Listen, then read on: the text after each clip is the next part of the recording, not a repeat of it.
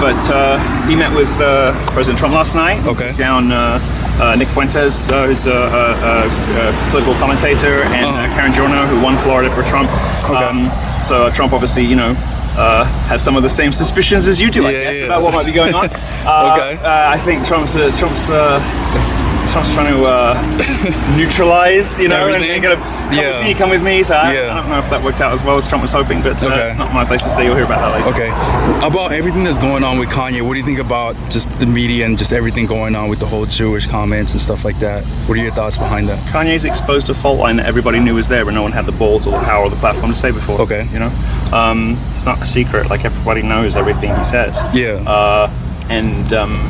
We should be very grateful that there is someone who's prepared to lose everything. Milo Yiannopolus uses Kanye West to get his revenge on Donald Trump, and we're going to talk about it. I'm your host, Hyde. This is Hide and Seek Media.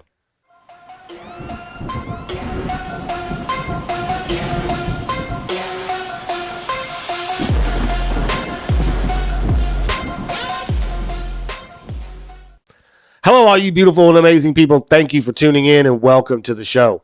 If you're new to the channel, make sure to hit that subscribe button, the notification bell, so you get notified anytime I drop a new video. The show is brought to you by the Hide and Seek Media Store.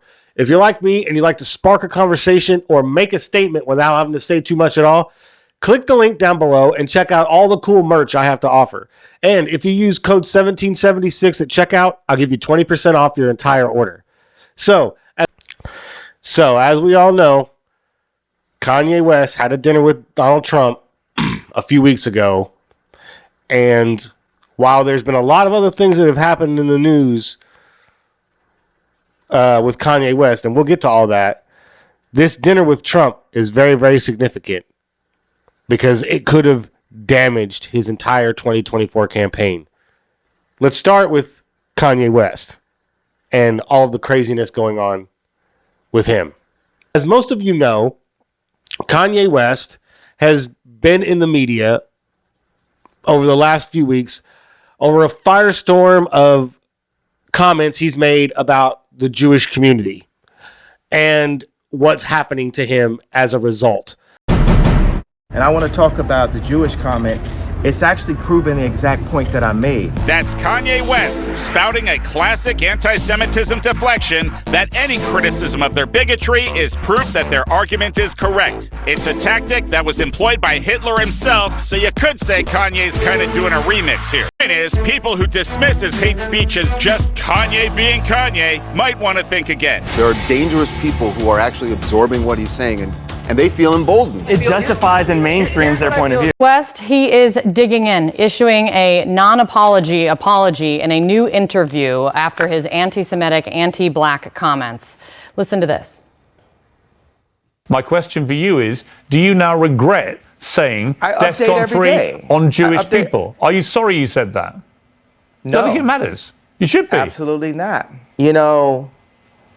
I will say I'm sorry for the people that I hurt with the DEFCON, the confusion that I call. I feel like I cause hurt and confusion. Now, I will say this from the beginning. What's happening to Kanye is unfair. He should have the right to be able to speak whatever views he wants with minimal repercussions, okay? You can say whatever you want, and if you lose friends, if you lose family members, whatever, but you shouldn't have a bank just lock you out of your accounts and keep you from your money that you've earned, no matter what you said. To me, that's wrong. And so I understand Kanye's frustration, but this is more than that. I think Milo Yiannopolus took advantage of Kanye's situation and used it to launch Milo's revenge. Now, for those of you who don't know who Milo Yiannopolus is, he was a commentator, far right-wing personality who came out 2015, 2016, a staunch supporter of Trump, was all about making America great again and all of that. And then when he got canceled, it seemed like, or he felt like the entire movement turned their back on him. You know, he got canceled off Twitter. He got canceled off YouTube. He wasn't allowed to be platformed anywhere, kind of like what happened to Alex Jones. And so when nobody stood up for him and, you know, the president come out and was, I don't even know who that guy is, Milo took offense to it and sought to seek out his revenge against Trump and the entire Republican Party. That's what I think this is. I think Milo puts Nick Fuentes and Kanye together right before Trump's dinner. Now, I want to touch on Trump's dinner for a minute, too, because that dinner with Kanye was set up months ago.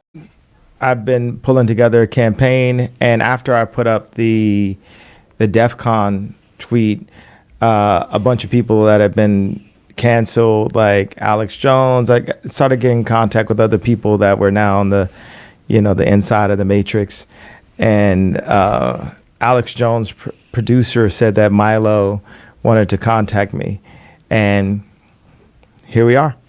And from what I understand, there was no +3, right? There was a dinner with Kanye set up. And when Kanye showed up to Mar-a-Lago with other guests, Trump had no idea who those people were and was given the opportunity to have dinner with just Kanye. But being the obliging host that he is, he asked Kanye if he wanted his friends to join him. And that is when Kanye said, yes, let's all eat. Kanye wanted all of them to sit down together because I think Kanye was in on the plan to make Trump look bad by having him sit down with somebody like Nick Fuentes. Now, I didn't know who Nick Fuentes was really up until this. Like, I'd heard his name a couple of times, you know, throughout YouTube videos and stuff that I'd seen and Twitter, but I had really never really paid much attention to what this guy talks about or who he is or any of that stuff, right? And apparently neither did Trump. So I have to fault Trump here because he should have never allowed that situation to happen. And you should be putting people around you who vet the people coming to meet you long before they actually show up to meet you. And if they pull a stunt like Kanye did, where they bring people unannounced, then those people have to go sit at the bar and wait for dinner to be over, and they don't get a seat at the table with the president of the United States. That's just how that should be.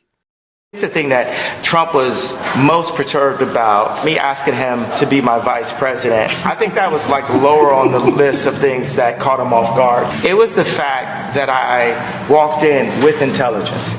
The question would be, why, when you had the chance, did you not free the January 6ers? And I came to him as someone who loves Trump, and I said, go and get Corey back. Go and get these people that the media tried to cancel and told you to step away from. He basically gives me this would-be mob-esque kind of story, talking to some kid from the south side of Chicago trying to sound mobby or whatever. Started basically screaming at me at the table, telling me I was going to lose. I mean, has that ever worked for anyone in history? You're going to lose. Tell him he's going to lose. I'm like, well, hold on, Trump. You're talking to Ye. To me, it was a bad decision to allow them to sit down at the table. So all of that happened, and then that whole thing blows up, right? Becomes a media firestorm about Trump sitting down with Nick Fuentes and Kanye West, who have spouted anti-Semitic statements over the last few weeks. And the media just ran with it, just went crazy with it. And I was like, why is this such a big deal? Why are they making a big deal out of this? It was, to me, it was a blindside by Kanye, right? And I found a news article that's going to bring light to all of that and show you, and I'm going to kind of walk you through why I think this is an attack on the MAGA movement and Donald Trump himself. So Kanye then, after the whole Trump dinner thing, he goes on Timcast IRL to do an interview with Tim Pool to talk about the Trump dinner. And 20 minutes in, Kanye gets up and walks out because Tim Pool starts pushing back on his views. I think they've been extremely unfair to you. Who was they though? We can't say who they is. Corporate press. I'm not using I don't use the word as the way I guess you guys use. I'm talking about. It is them though, isn't it? I mean, because because when you think about it, consider it. In 2018. What do you mean it's not? What do I mean? Like, okay, so how about? Are you leaving? Are you referring to the press? He's gone. Well, Kanye, if you're going to run for a president, you're going to need to handle a lot more than that. If Donald Trump's presidency is showing us anything, it's that the media can be 100% ruthless against a president they do not approve of. So if you couldn't handle Tim Pool's pushback, there's no way you would handle the mass corporate media's pushback. So that right there shows that Kanye's not even qualified to be president. So after he walks out of that IRL interview, right, and makes a whole spectacle of that, and then he goes on Alex Jones and then starts talking about praising Hitler and how Hitler did good things and how he liked the Nazis and all this other crazy stuff and how the Holocaust wasn't real. And it's like, you're not a Nazi. You don't deserve to be called that and demonized. Well, I see good things about Hitler also. I love everyone, and Jewish people are not going to tell me you can love us, and you can love what we're doing to you with the contracts, and you can love what we're pushing with the pornography. But this guy that invented highways, invented the very microphone that I use as a musician, you can't say out loud that this person ever did anything good, and I'm done with that. I'm done with the classifications. Every human being has something of value that they brought to the table, especially Hitler. Nazi-like activities I've seen, and the Nazis, in my view, were thugs that shook people down, did a lot of really bad things. But they did good things too. We're going to stop dissing the Nazis all the time. Okay. You said he loved Hitler. They gave him an award. I'm just saying, I don't like Nazis, and I don't like what some of the mafias are doing either. Not only an artist, you're a comedian. But Nick, that's what I'm getting at here is that is that it was a it doesn't matter. First of all, hearing Kanye say all these things is what really sparked me into thinking there's got to be something else behind all this, right? Because how can somebody like Kanye West come out and say Hitler was good? I mean, even the staunchest of Christians won't come out and say Hitler was good. So I want to show you this story I found from Yahoo News. The mysterious fourth man at the Trump-Yi dinner tells his story. So, for those of you who didn't know, the media wasn't reporting this, and I didn't know this until I found this article, but there was a fourth person at that Trump dinner, a person that almost nobody is familiar with. And he sat there at that whole dinner, listened to everything that happened, and gave his side of the story. And so we're going to check it out. So they go on to report, when former President Donald Trump held a now infamous dinner last month with Ye, the anti-Semitic rapper formerly known as Kanye West, and a prominent white nationalist, an unnamed additional guest sat alongside the powerful men. NBC News reported only that the other person in Ye's group was the parent of a student at Donda Academy, the rapper's private school in California. But while speaking about the dinner this week, Ye briefly referred to a man named Yamar Montgomery during a live stream with far-right influencer Tim Pool. Ye identified him as a Boeing engineer. Okay, so Yahoo News, I think they got this from the Huffington Post, because if you read the way this is worded, far-right influencer Tim Pool, Tim Pool is not a far-right influencer. I don't know how many times I have to say this. He is not a far-right influencer. Okay, Tim Pool is middle of the road. But you can see that their narrative on how they want to frame this, right? They called Ye an anti-Semitic rapper because he made a few statements that were anti-Semitic. But it's not like he raps about, anti-Semitic stuff or anything like that. So you can already see how this story is being framed. But I don't want to talk about how they're framing the story. I want to talk about what this guy said about the dinner. So let's see here. Let me get down to...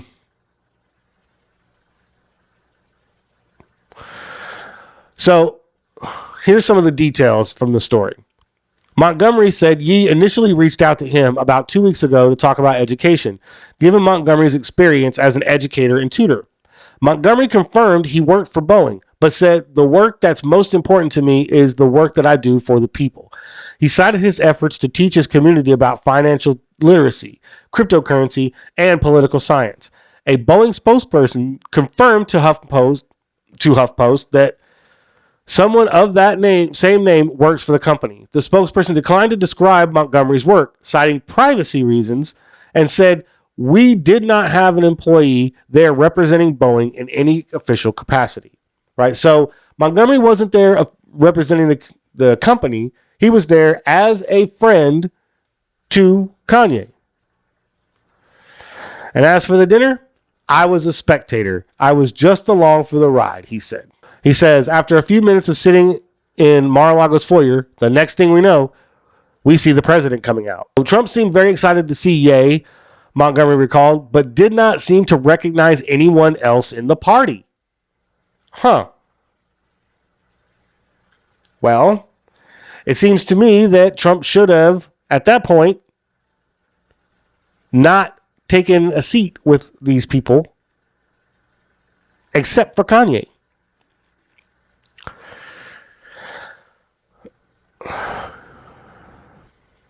Nonetheless, Trump asked, "Do you want your friends to come with you?" To which Ye replied, "If it's okay with you."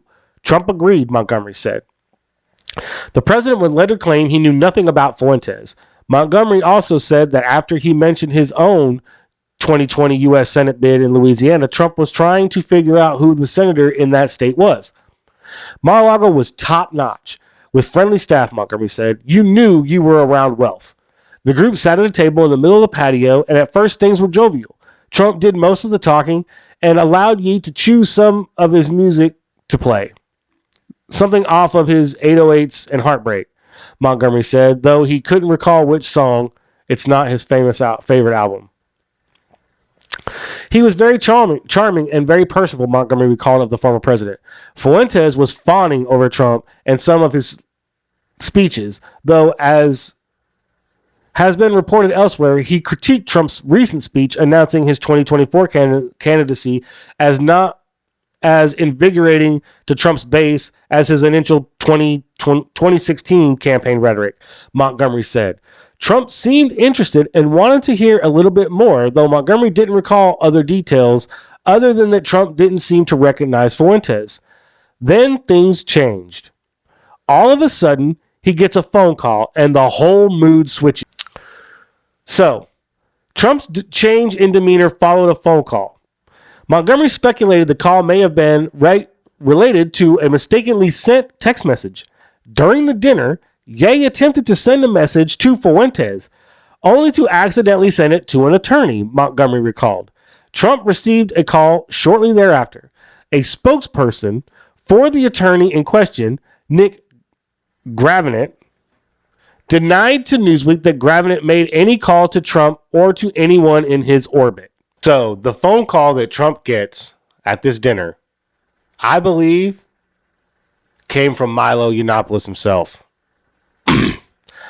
I believe that Milo set this dinner up to hurt Trump's campaign in 24, to push some of his base away from him, to push the Republican Party away from Trump.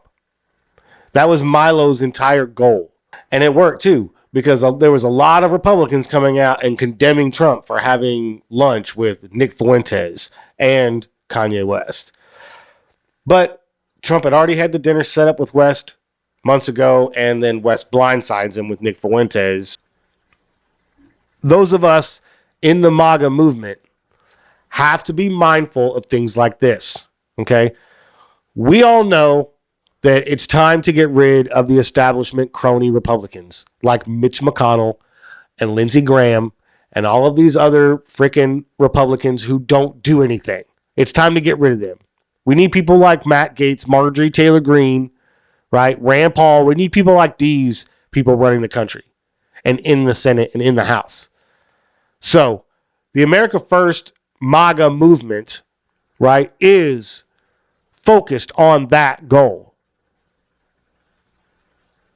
And we were using Trump as our lightning rod to do that. Milo is trying to destroy that lightning rod and crush the MAGA movement. For what end? I don't know. This was all Milo's plan. And now that Milo has succeeded, right, he doesn't need Kanye anymore. So they're going their separate ways. But make no mistake about it. This was a direct attack on Donald Trump's 2024 campaign and the MAGA movement. It was trying to divide the MAGA movement and fracture it. But it's not going to work. We all know that Donald Trump is the only person who can set this country back on track in 4 years. Ron DeSantis can't do it. He's too much of a politician. As much as I like Tulsi Gabbard, I would have to see some very, very firm and adamant stances from her in a campaign run if she were to run for me to actually flip from her or from Trump to her. As much as I think Tulsi Gabbard could be the first woman president in this country and the only person who could beat Donald Trump in 2024, I don't think the timing is right. Now, if she were to link up with Trump and be his VP for 4 years, you know, that might be something. Hey, I'm going to leave it there. If you've made it all the way to the end of the video, I really do appreciate you guys watching this far. It means so much to me. If you haven't already, make sure to hit that subscribe button and notification bell so you get notified anytime I drop a new video. Smash that like button. Leave a comment down below. Let me know what you think about this video, the topic, and the channel. I love to engage with my viewers, so feel free to fire away. But if you really want to help support my channel and support the work I'm doing, the best thing you guys can do is hit that share button and share this video on all social media platforms. Those interactions will show YouTube's algorithm that my video needs more impressions, and that's how I'm going to grow. I appreciate everything you guys are doing, and I'll catch you later. Peace.